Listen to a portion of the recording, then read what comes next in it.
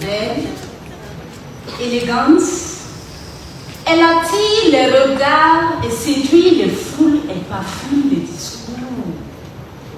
Mais touchez-la sans prudence et vous saignerez. Mesdames et messieurs, voici la démocratie. À force de croire qu'elle sauve tout, on oublie parfois qu'elle peut blesser, mentir ou trahir. Parlant de ce mensonge, je vais imiter Jean de La Fontaine pour vous conter. Convoqué devant le conseil des sages, l'éléphant déclara au roi lion et à ses cousins ministres: en 200 lunes, vous avez promis des clairières pour tous, mais où sont-elles? Je me souviens de tout. C'est alors que le serpent aux habitudes connues prit la parole. Cette démocratie n'est qu'un jeu de dupes.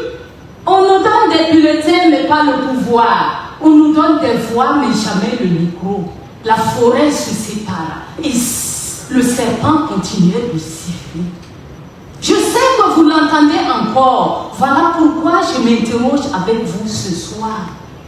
Quand le peuple croit choisir, alors qu'il ne fait qu'accepter. Quand le vote cache la violence et les inégalités. Quand la minorité est opprimée, n'est-ce pas que la démocratie est coupable de tout? Avant de répondre, permettez que je me présente. Je suis Maître Rosalie Dikoudou. Appelez-moi Rosa parce que j'ai la lune de Rosa Parks. J'incarne aussi ces valeurs de liberté et d'égalité. Mais je précise, je suis l'ombre de Rosa Luxembourg.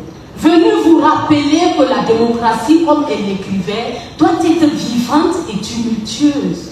Or, aujourd'hui, elle est en procès devant vous pour avoir trahi cette exigence. La démocratie est coupable de tout. Mais qu'est-ce que la démocratie? Demos qui signifie peuple, Kratos qui signifie pouvoir. Qui mieux qu'Abraham Lincoln pour vous le définir? Le gouvernement du peuple, par le peuple et pour le peuple. Le peuple, garant de la souveraineté. C'est ce que nous enseigne l'article 32 de la Constitution. Mais que reste-t-il de cette souveraineté quand le citoyen devient spectateur d'un théâtre qu'il ne comprend plus? En ce moment, qui gouverne? Le peuple ou une élite qui s'en réclame. C'est cette colère que l'insurrection populaire a créée ici en 2014. Alors, quand le peuple dit parler, la démocratie dit parler au nom du peuple, alors que le peuple ne se reconnaît plus en elle, voilà une première infraction, usurpation d'identité. Qu'il vous plaise, je l'en déclarer coupable. J'ajoute que l'infraction est consommée quand l'institution du peuple me manque d'indépendance. C'est ce que la Cour africaine des droits de l'homme et des peuples a reproché à la commission électorale ivoirienne. C'était le 18 novembre 2016. Auparavant, le 3 juillet 2015, la CEDEAO a condamné l'État burkinabé au motif que son code électoral modifié viole le droit de libre participation aux élections. Que la CEDEAO s'en félicite parce que désormais, instrumentalisée ou non indépendante, cette commission électorale sera simplement dissoute. Pourquoi? C'est pour que la démocratie naisse. Monsieur le Président, Mesdames et Messieurs du jury, la démocratie est encore poursuivie devant vous ce soir pour complicité de crimes sociaux, pour avoir laissé mourir certaines valeurs. Prenons la liberté et l'égalité. Voilà des valeurs divinement reconnues parce que homme ou femme, juif ou romain, esclave ou homme libre, tous sont égaux devant la grâce. Galates 3, 18. Voilà des valeurs qui nous ont été reconnues, données depuis la Déclaration universelle des droits de l'homme, en passant par la Charte africaine des droits de l'homme et des peuples, avant de se reprendre dans nos différents textes de loi. D'ailleurs, l'article 1er de notre Constitution proclame: tous les Burkinabés naissent libres et égaux en droit. Oh, la liberté! Chanter à l'oraison funèbre de Périclès comme étant notre règle dans le gouvernement et dans nos relations quotidiennes. Aujourd'hui, que deviennent ces valeurs? Violées, oubliées ou sacrifiées? La démocratie s'est rendue complice de sociale, complice de la résignation face aux inégalités, complice du silence face à l'indifférence. Quand un enfant quitte l'école pour alimenter, quand une femme tombe de la table de couche, où est le peuple? Il est en train de réclamer Barabbas. Un peuple déserteur, un peuple manipulé, aveuglé ou apeuré, la démocratie en est encore complice. Et ce n'est pas tout. De cette démocratie-là, nous avons attendu d'elle qu'elle nous apporte ce feu sacré de la justice, comme Prométhée l'apporta aux hommes. Mais aujourd'hui, comme Prométhée, elle est dévorée par les vautours de la corruption et de la misère. Monsieur le Président, la démocratie est coupable de tout. Malgré tout, Monsieur le Président, Monsieur les membres du jury, j'entends, après ces arguments pertinents, j'entends la défense plaider. Ce n'est pas la démocratie, ce sont les hommes. Sinon, le système est bon, mais les acteurs sont mauvais. Blâmer les hommes pour sauver le système, c'est l'alibi. Mais moi, je vous le promets, une maison dont les murs s'effondrent à chaque nuit, c'est qu'elle est très mal conçue. D'ailleurs, que dites-vous quand les institutions servent les intérêts d'un seul homme? Ou avez-vous oublié l'histoire avec notre précieux 37? Alors, bien-aimés confrères de la thèse adverse, bien-aimés confrères de la défense, what do you talk about here?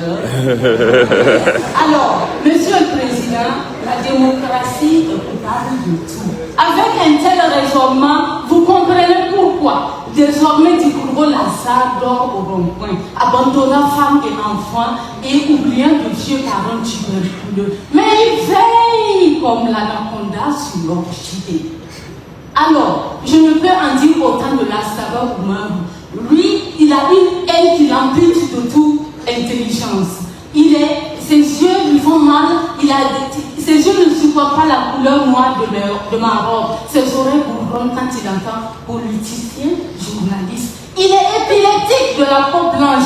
Il enfuit les murs de ses gros besoins malades. La démocratie est coupable de tout. Parce que l'indifférence de la démocratie engendre l'incivisme. Monsieur le Président, la démocratie est coupable de tout. Par son inaction, par ses excès, par ses promesses trahies et par ses institutions instrumentalisées. Malgré tout, je vous invite à retenir avec moi ce soir quelque chose de fort, quelque chose de noble. Elle m'a été inspirée des histoires de vérité de l'abbé Ernest Iboudou. Alors, 4 bougies brûlaient lentement. L'ambiance était si calme qu'on pouvait entendre leur discussion. La première bougie prit la parole. Je suis la paix. Malgré ma flamme, les hommes ne parviennent pas à me maintenir allumé. Fatigué par tant de guerre, sa flamme s'éteignit totalement. C'est alors que la deuxième bougie intervient. Je m'appelle la foi.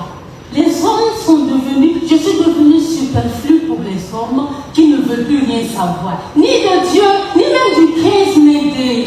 Je n'ai plus la force de brûler. Alors, déçue par tant de trahison, un vent léger souffla sur elle et elle s'éteignit elle aussi. C'est alors que la troisième bougie intervient. Tristement et à voix basse, elle prit la parole.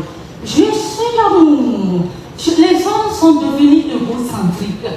Ils ne préfèrent se contenter sur eux-mêmes plutôt que de regarder autour d'eux. Rongée par tant de haine et d'égoïsme, elle s'éteignit elle aussi. Monsieur le Président, c'est en ce moment qu'un enfant arriva et vit les 3 bougies éteintes et s'écria: qu'est-ce que vous faites?